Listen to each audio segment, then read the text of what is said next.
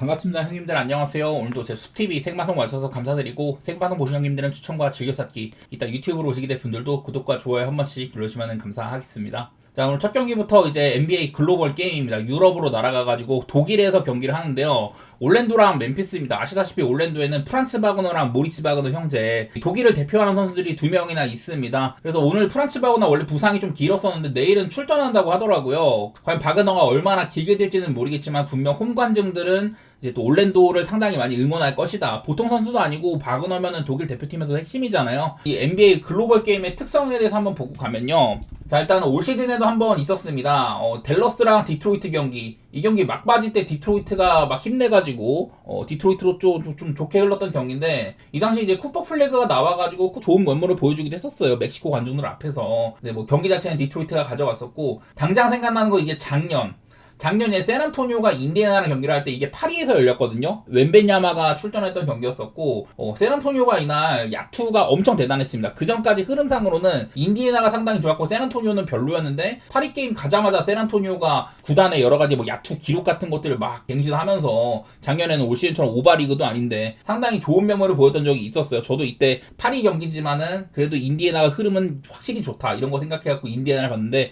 아주 무탈하게 박살났던 경기입니다. 대신에 뭐 두 번째 경기 때는 인디애나 복수를 하기도 하고 참 온도차가 상당히 컸었는데, 어쨌든 이 NBA 글로벌 게임은 조금 경계를 할 필요가 있긴 한 것 같은데요. 대체로 봤을 때 뭐 작년에는 오바 게임이 좀 있었다든지 이런 것들이 좀 있었고, 그리고 이제 독일에서는 처음 하는 건데 아무래도 아까 말한 것처럼 올랜도의 홈 게임처럼 막 이렇게 갈 가능성이 꽤나 있어 보여요. 맞대결로는 멤피스가 7대1로 우세했다. 그리고 또 올랜도의 픽이 이제 멤피스로 가게 되기 때문에 멤피스 역시 우리가 뭐 쟤네를 이렇게 좀 잡아가지고 조금이라도 한 단계라도 순위를 낮춰야지 우리가 좋은 픽을 받는다. 양팀의 동기부여는 있을 거라고 생각을 하는데, 근데 이게 올랜도가 사실 얘네는 저는 좀 오바 팀에 가깝다고 생각을 하지만은 야투가 정말 삥날 때가 많이 있습니다. 지난 브루클린전에서 겨우 이겼던 경기 그 3점이 33개 중에 9개 들어갔고, 그 다음에 이제 필라델피아전도 양팀 합쳐갖고 3점이 아마 8개인가밖에 안 터졌습니다. 전반전에는 33개 중에 3개였는데 이날 올랜도는 29개 중에 4개밖에 3점슛 성공시키지 못했어요. 그래갖고 막 언더가 나다가 직전 경기 이제 뉴올이랑은 양팀 다 3점이 되게 잘 터졌습니다. 이제 상성면에서는 저희가 좀 앞선다고 생각을 했는데 올랜도가 뭐 기분 좋게 승리하는 경기였었고, 좀 후반전에서는 좀 많이 벌렸던 기억이 좀 있네요.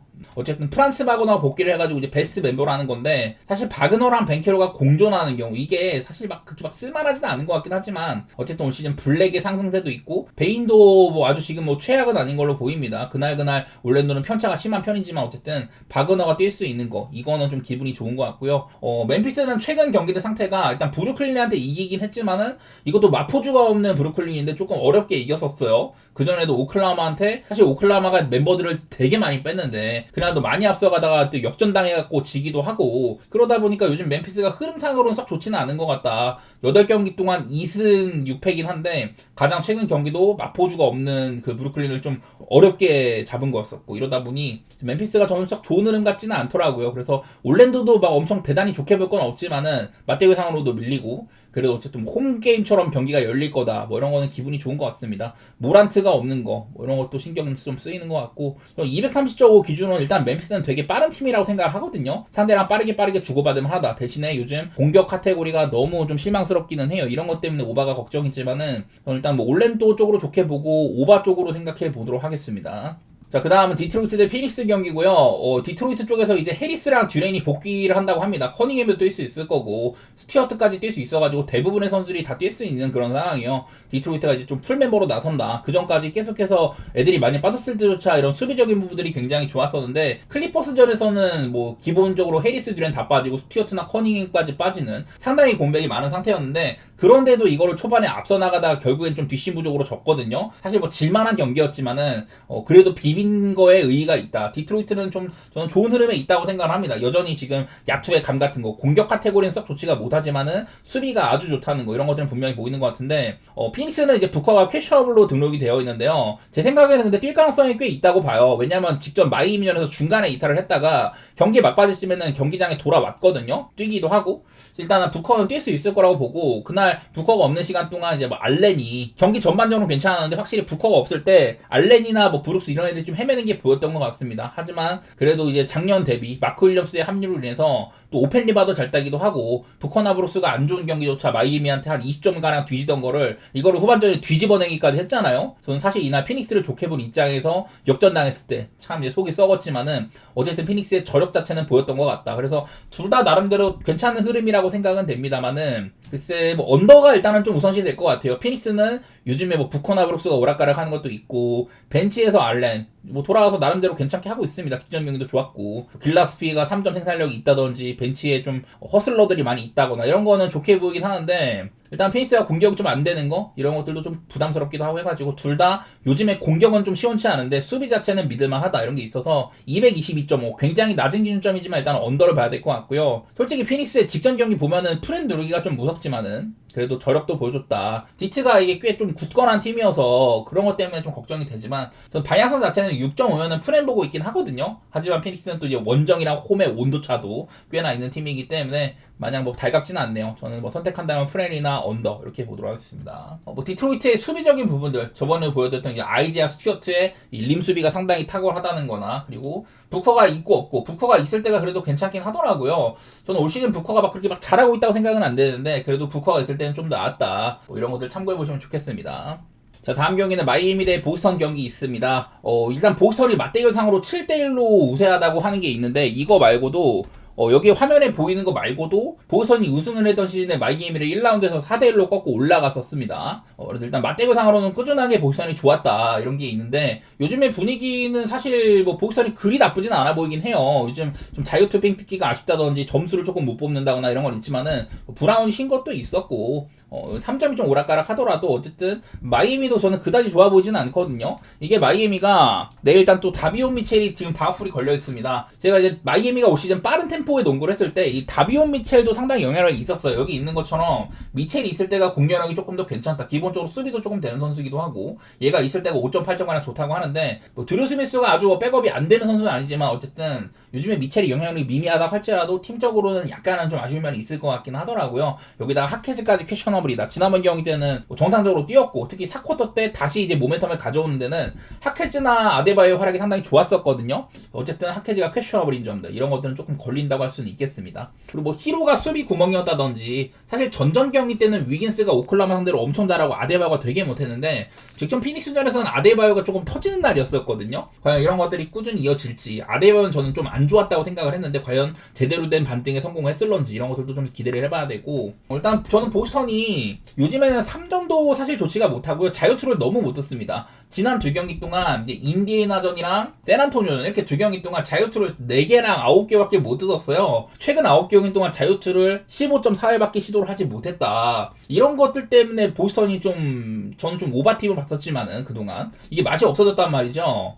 요즘에는 점수도 상당히 수비는 안정돼 있는데 공격에서 3점은 괜찮지만은 사실 요즘에 3점도 그렇게 막 아주 안정적이라고 말할 수는 없습니다. 이런 게 있길래 좀 보스턴이 걱정되는 시기긴 한 것 같아요. 점수 생산력이 조금 떨어지는 것 같다. 마이애미는 일단 빠른 팀이고 보스턴이랑도 좀 빠르게 주고받을 만한 것 같긴 하지만 언더오버는 좀 어려워 보여요. 대신에 여태까지 맞대결 상으로나 최근의 흐름으로는 보스턴이 좀 더 굳건하다고 생각은 되네요. 이게 보스턴이 막 덴버한테도 지고 샌안토니오 인디애나한테 뭐 연패를 했다 이런 것들 때문에 최근 4경기 동안 1승 3패 그게 있는데 저는 마이애미도 뚜렷하게 나아졌다 그렇게 보기는 어려워가지고 여태 쌓아온 걸로는 저는 보스턴이 조금 더 경기 내용은 괜찮았다고 생각이 들더라고요.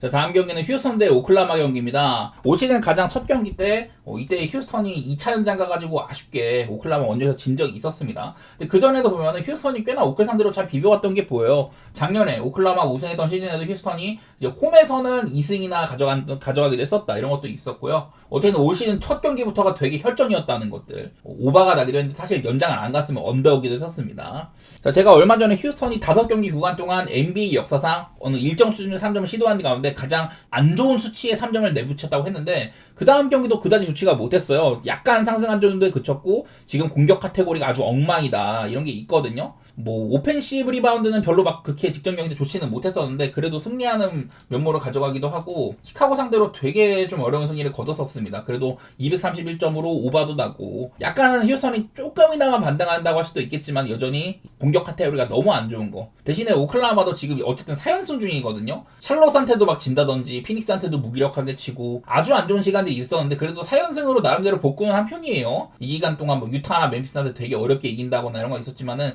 최근 마이애미나 샌안토니오한테는 또 복수도 하고 마이애미한테도 역선점도 가져오고 이러면서 나쁘진 않은 것 같기는 해요. 일단 내일 이제 라인업상으로 또 하틴슈타인이 없거든요. 그러면은 휴스턴의 이런 거친 피지컬 플레이, 오펜시브 리바운드 이런 것들이 오클라호마 좀 고전할 만합니다. 저는 매번 홈그랜이 원빅으로 나선 건 위험 부담이 따른다. 파워가 많이 밀리기 때문에 휴스턴의 뭐 생군이나 뭐 아담스 여기 있는 애들 다 오펜시브 리바운드 맹렬하게 잡는 애들이죠. 그런 거 상으로는 오클라호마 공격 기회를 조금 더 잃을 수도 있다. 피지컬적인 열세 이런 거는 좀 걱정이 되긴 하거든요. 그래도 이런 게임 내용상으로는 내일 이제 또 예상한 라인업 스가, 월라스, 도르트, 제이덥, 챗, 홈그랜 이렇게 나온 경우에는 디펜시브 레이팅이 굉장히 훌륭하게 찍힌다고 합니다. 과연 이런 것들이 피지컬적인 팀 상대로도 나올지는 모르겠지만 어쨌든 최근 하텐슈타인이 없는 가운데 뭐 4연승이나 알리고 있기 때문에 이런 것들은 저는 오클라호마 좀 더 좋은 부분이 있다고 생각이 되더라고요. 스가도 샌안토니오한테 복수를 하기 위해서 되게 좀 잘해왔던 것도 있었고 그래서 얼추 봤을 때 지금 일단 휴스턴은 명확하게 공격이 안 풀려갖고 수비는 좋은데 언더팀인 게 보이고 오클라호마는 3점에서 어려움을 겪고 있거든요. 본인들도 못 넣지만은 상대한테도 대단히 많은 허용을 했었다. 하지만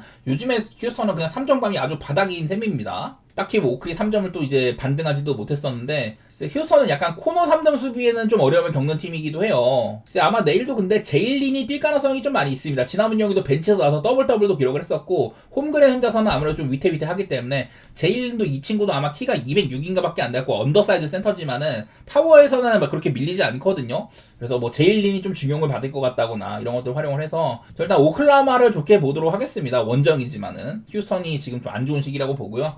223.5를 받았는데 대단히 좀 낮은 기준점이지만은 얘네들이 좀 시즌 맞대결도 그렇고 여지껏 좀 최근의 흐름도 사실 오바가 그렇게 막 좋지는 않지만은 휴스턴을 생각하면 언더인데 오클라호마는 참 이상하게 간당간당하게 오바를 내는 경우들이 되게 많았어요. 오늘처럼 낮은 기준점이면은 저는 일단은 좀 오바 쪽으로 생각하고 있기는 합니다.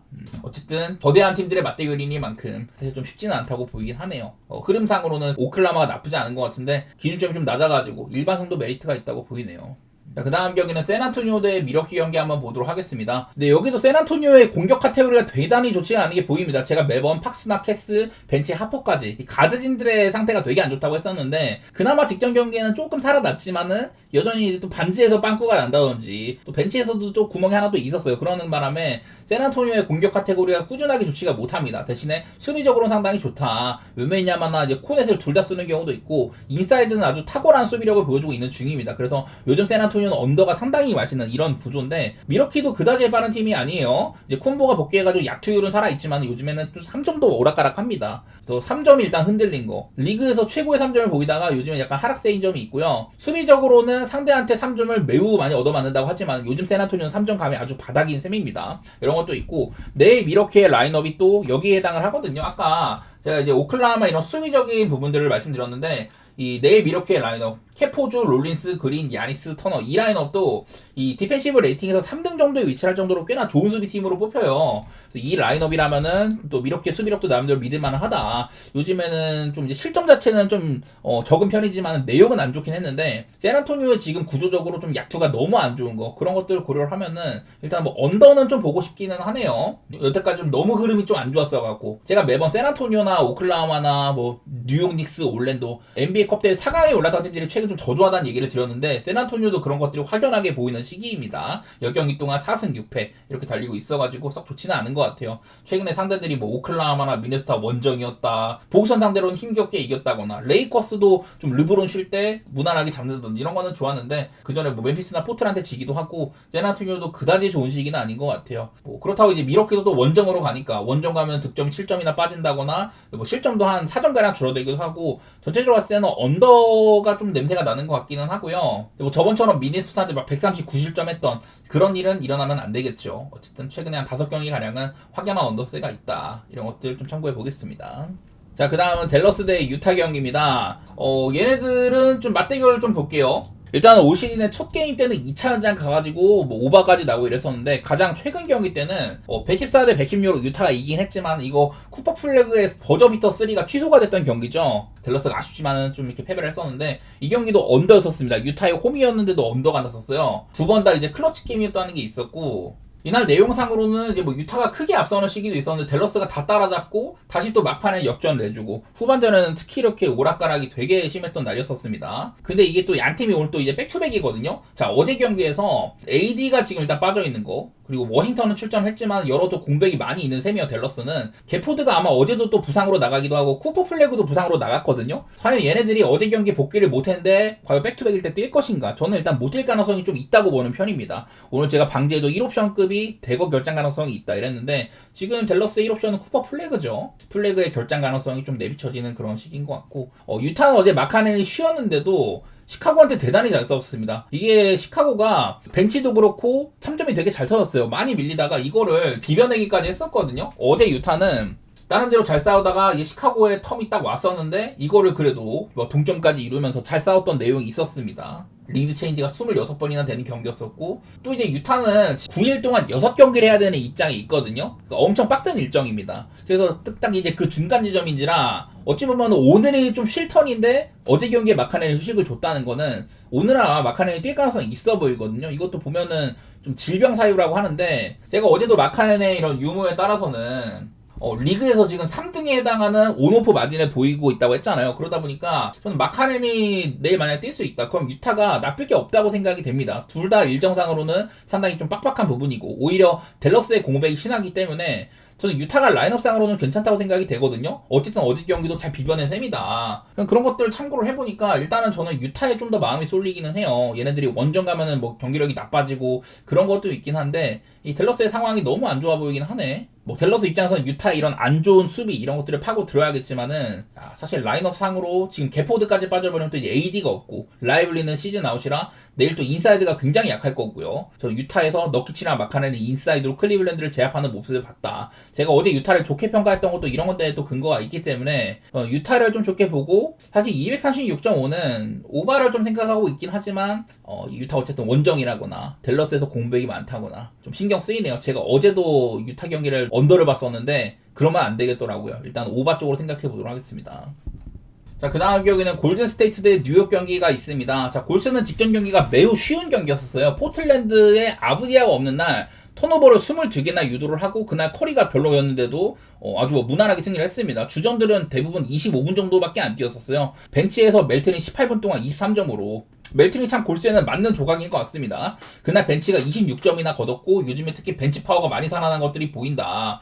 최근에 골스는요 좀 쉬운 경기들도 덜어 있었지만은 벤치의 출전 시간이 많이 늘어났고 46점 정도로 리그에서 지금 한 새해 들어서는 한 3등 정도로 아주 잘해주고 있는 셈입니다. 효율도 나름대로 옆에 보면 좀 좋은 편이기도 해가지고 요즘 골스는 뭐 주전이나 벤치를 여러 가지 섞는 것들이 잘 통하고 있다. 여기다가 내일 뉴욕 닉스가 또 오펜시브 리바운드가 굉장히 강한 팀이잖아요. 원래 골스는 좀 이제 높이가 낮은 라인업, 피지컬적으로 열세 있는 라인업을 제가 얘기를 많이 했었는데 최근 들어서는 이제 포스트 말고도 호포드라든지 귀산토스 이런 애들을 써가면서 이런 리바운드 사수에 있어서도 괜찮은 면모가 조금 있다고 했었습니다. 문제는 이게 뉴욕이 일단 백투백인데다가 직전 경기 때 이제 브런슨이 쓰러졌거든요. 브런슨이 어제 5분밖에 못 뛰었어요. 자, 근데 여기 있는 거는 브런슨이 있을 때보다 오히려 없을 때가 더 좋다. 오히려 이제 득점이 감소한다거나 수비적으로도 대단히 언더로 가는 거 거의 한 20점가량이 언더로 가는 게 보입니다. 저는 일단 이거를 좀 생각하고 있는데 브런슨이 5분 만에 나가서 다시는 못 돌아왔지만은 그래도 워킹 부트 어쨌든 뭐 이런 부상자들의 좀 보조 장구 같은 거 그런 것들을 착용하지 않은 채라고 하는데 글쎄 저는 내일 갑자기 얘를 또 무리시킬 이유는 크게 없다고 보기는 해요. 어제 경기 뉴욕은 브런슨이 없음에도 세크라멘토 상대로 야투를 26번이나 더 던지고 물론 자유투를 많이 뺏기긴 했습니다만은 오펜 리바운드 16개나 따면서 괜찮았거든요. 그냥 브런슨이 없으니까 확실히 혀를 뚫어줄 만한 선수가 없어가지고 전체적인 야투가 많이 부진했던 거 그런 것들이 비춰졌던 것 같습니다. 이게 제가 브런슨이 올 시즌에는 빠진 적이 별로 없었고 작년을 가지고 왔는데 작년에 브런슨은 17경기 빠졌고 좀 이제 장기 부상도 조금 있었어요. 그 기간 동안 뉴욕은 11승 6패로 브런슨이 없을 때도 잘한 편이긴 하지만은 전체적으로 언더로 가는 게 많이 보인다. 득실 편차는 별로 차이가 안 나는데 언더로 특히 많이 갔던 게 보이거든요.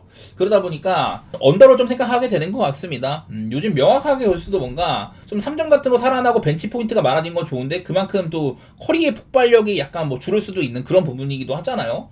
수비적으로는 그다지 좋지는 않지만은 상대를 최대한 못 던지게 하는 이런 것들에도 굉장히 좀 탁월한 면모가 있는 팀이잖아요. 골스는 최근에도 뭐 상대 야투시도 85번 정도로 잘 억제를 하고 있고 자유투도 한 4번째 정도로 안 주고 있기도 합니다. 이런 것들 살려가지고 뭐 언더라든지 승패 방향은 좀 어렵긴 해요. 이게 뉴욕이 생각보다 브런슨이 없을 때도 잘 비비는 팀이긴 하거든요. 아까 봤던 것처럼 브런슨이 없을 때 생각만큼 손실이 아니다. 충분히 뭐 콜렉도 그렇고 맥브라이드도 그렇고 괜찮은 애들 많이 있다고 생각을 합니다. 그래서 일단은 뭐 뉴욕의 프렌이라든지 뭐 언더 그렇게 한번 봐보도록 하겠습니다. 자, 그 다음은 포틀랜드 대 애틀랜타 경기입니다. 제가 아까 골스가 되게 쉬운 경기를 했다고 했는데 그거는 포틀랜드에서 이제 아부디아가 없어서 그랬거든요. 근데 아부디아가 내일도 다풀이고 크리스 머레이 부상에다가 그랜트도 캐셔업이어가지고 또 이제 4번 슬롯에서 사이즈가 밀릴 수가 있습니다. 그러면은 포틀랜드의 강점을 많이 잃는 거거든요. 자, 아부디아가 없으면은 일단은 공격에서 상당히 많은 이런 마이너스가 있다. 총 15.2점 가량 팀이 이렇게 손실을 본다고 하는데 자, 아부디아는 여기에도 랭킹이 있습니다. 얘가 빠질 경우에는 팀적으로 11.8점이 손해다. 아마 이거보다도 저는 더 클 거라고 생각을 해요. 포틀랜드의 이런 여러 가지 정체성을 상징하는 선수다. 거의 뭐 미니 르브론 같은 면모를 보여주고 있는 선수예요. 이제 주루가 부상일 때는 1번 슬롯에 나와서 팀을 좀 이제 노포인트 가드 라인업을 이끌기도 하고 자유투 삥 뜯기, 드라이브 이런 것들로 팀을 좀 살려내는 역할을 많이 하는 선수라 가지고 아부디아가 없으면은 저는 포틀랜드의 공격의 예봉이 많이 꺾일 거라고 생각을 합니다. 벤치 에이스였던 이제 러브 같은 애들을 올려가지고 러브랑 샤프가 그나마 좀 공격을 해서 선발 슬래셔로서 좀 하긴 했지만 어쨌든 되게 그냥 넘어가는 경기였습니다. 골스의 3점이 잘 터지기도 하고. 그래서 일단 내일도 포틀랜드는 그다지 전망이 밝지 않은 것 같고요. 제가 요즘 포틀랜드가 좀 느려졌다고 생각을 했는데 지금 저번 경기 때도 그다지 빠르지는 않았어요. 아부디아가 없을 때 페이스를 확 끌어올린다거나 이런 면모도 보이지가 않았다. 자, 그리고 애틀랜타는 직전 경기 때 그냥 레이커스에 그날에 당했다고 생각이 됩니다. 그날 레이커스가 전반에 한 81점을 넣어가지고 아예 뭐 어떻게 보면 엄두를 못 낸 경기거든요. 그래도 애틀랜타 자체로는 뭐 전반적으로 아쉬움이 있었지만은 벤치에서 영입생이 이제 맥컬럼이나 키스포트가 각각 25점, 19점으로 신고식을 또 제대로 하기도 했었습니다. 어쨌든 그 레이커스가 굉장히 많이 터져가지고 이미 뭐 넘어간 게임이긴 했지만은 애틀랜타도 이제 한 116점 정도면 전 할 만큼은 했다고 보는 편이긴 하거든요. 심지어 야투 시도도 17번이나 더 쐈고 좀 뭐 대신에 뭐 자유투를 많이 내줬다든지 레이커스의 야투가 너무 터진 거여가지고 애틀랜타가 뭐 손쓸 방법은 없었습니다. 그래도 영입생들이 연찰료 했다는 거 이런 것들에 좀 의의를 두고 싶고 일단은 저는 상황상으로는 애틀랜타가 좋을 거라고 생각이 돼요. 포틀랜드가 직전 경기 때는 사실 골스한테 초반에 너무 꺾이는 바람에 뭔가를 보여줄 만한 그런 것도 없었는데 어쨌든 저는 상황으로는 애틀랜타가 좋다고 보이고 230.5를 받았는데요. 글쎄 일단 뭐 수치적으로는 저는 언더 제가 저번에도 트레이 형이 없을 때 애틀랜타는 언더로 상당히 많이 갔었다 이런 것들을 비춰드렸었는데요. 지금 포틀랜드도 그다지 빠르지는 않습니다. 이게 애틀랜타가 지금 페이스상으로는 여전히 좀 빠른 팀처럼 이렇게 나와 있기는 해요. 그래도 최근 경기들에서는 약간 좀 이제 순위권에서 내려온 것도 보이기도 해가지고 그런 것들 살려서 언더라든지 애틀랜타를 좋게 볼 만한 근거 중에 하나는 지금 일단은 키스퍼트나 맥컬럼이 둘 다 이제 벤치에서 출전을 했었어요. 그리고 기존에도 여기에 있는 이제 비트 크레이치나 루크 캐너드 이런 친구들도 벤치 중에서 가장 높은 효율성을 잘 보여주고 있는 선수들이 여기에 또 위치를 했기 때문에 애틀랜타는 뭐 주전뿐만 아니라 bench에서도 분명한 역할이 있을 수가 있다. 이런 것들도 긍정적인 요소라고 봐가지고 좀 더 애틀을 좋게 볼 수 있는 근거 중에 하나라고 또 덧붙일 수 있겠습니다. 자, 그 다음에 레이커스 대 샬럿 경기 한번 볼게요. 자, 근데 이게 레이커스가 살짝 문제가 있는 거는 지금 이제 일정상으로 좀 어려움이 있습니다. 여기에 위치를 해 있는데 보면은 세크라멘토랑 애틀랜타 백투백하고 하루 쉰 다음에 오늘 샬럿이랑 경기하고 하루 쉰 다음에 또 백투백이 있어요. 그러니까 7일 동안 5경기를 해야 되는 이런 어려운 일정이 있는 거다. 그래서 저는 사실 이 애틀랜타전에서 막 돈치치랑 르브론 얘기가 나올 때 쉴 타임인 것 같다 이렇게 생각을 했는데 이날 둘 다 뛰었었죠. 그리고 하루 휴식 다음에 오늘 이제 샬럿이랑 경기를 하는 거여서 딱히 뭐 이제 이동 거리가 있는 것도 아니니까 어지간하면은 뭐 둘 다 출전할 거로 보이는데 분명 이제 포틀랜드나 토론토전 이때 여기 중에서 한 번은 좀 대거 휴식이 한 번 있을 만한 것 같습니다. 작년에도 이렇게 비슷한 상황에 그때 이제 마지막 그때 이제 미러키전이었었는데 그때 대거 휴식을 준 적이 한 번 있었거든요. 앞으로 뭐 휴식이 좀 있을 수가 있다 이런 얘기를 하고 싶고 어쨌든 체력적으로는 좀 부담이 있을 만한 상황이라는 거예요. 어쨌든 뭐 그런 이런 리스크들을 딛고 전반에만 81점이 폭발하는 아주 뭐 대단한 경기를 썼으니까. 근데 그 전까지 딱히 막 공격으로 뭔가 좀 틀이 잡혔다 이렇게 볼 만한 여건은 많이 없었거든요. 어쨌든 돈치치가 7턴오버를 한다든지 그냥 분위기는 레이커스가 너무 잘 터져가지고 이기긴 했지만 사실 연속성이 있을 거라고 저는 생각을 많이 하지는 않습니다. 그리고 요즘 샬럿은요 최소 이제 70분 이상 구성된 이제 5명의 라인업 중에서 가장 넷 레이팅이 좋은 팀이 어디냐? 샬럿이 1등입니다.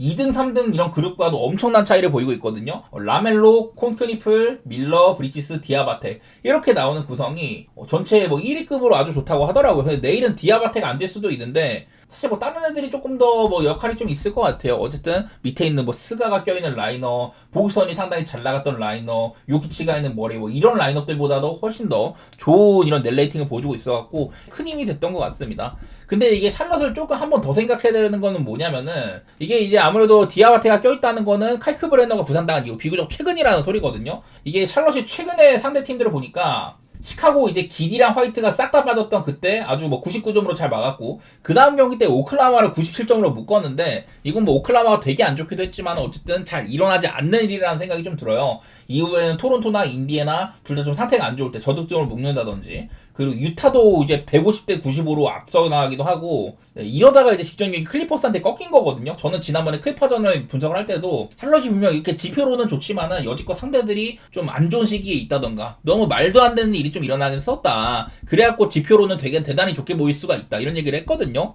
방금 말씀드린 이런 넷레이팅 지표뿐만 아니라 최근에도 공수 양면에서 대단히 좋은 팀처럼 보이지만은 클리퍼스한테도 어쨌든 뭐 이게 클러치를 간 거긴 하더라도 뭐 그렇게 좋은 게임 내용은 아니었다고 생각이 되긴 합니다. 여기에 보이는 것만큼 샬럿이 아주 막 훌륭하진 않다. 그런 얘기를 조금 덧붙이고 싶어요.